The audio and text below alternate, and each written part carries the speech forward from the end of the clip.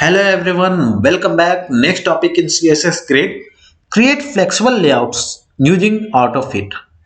Autofit works almost identically to autofill. The only difference is that when the container size exceeds the size of all the items combined, autofill keeps inserting empty rows or columns and pushes your item to the side.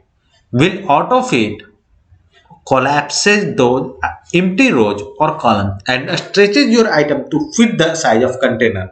So the problem which I was showing in the previous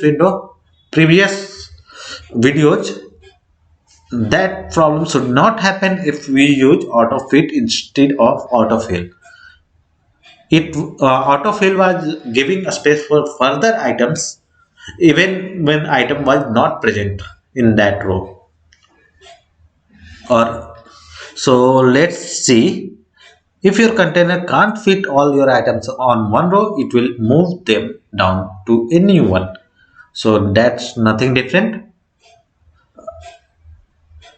So the task for this challenge in the second grid, use autofit and repeat to fill the grid with columns and have minimum width of 60 pixel and maximum of one fragment.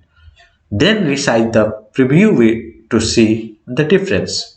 So we have already changed of value of container in the previous video, and for this we will change this three value to auto fit.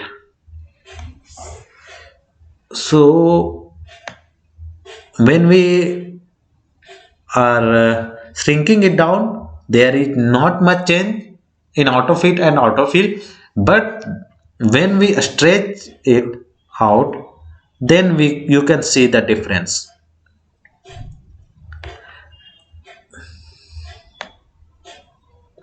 The grid is maintaining uh, full so that each means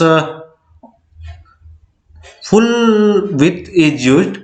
Will autofill, in case of autofill, each item is given the minimum space and further space is left for more items, and even if it's not present, then also the space is left behind.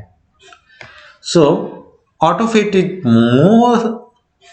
will be more used in the context where we want the size of row to always remain full width.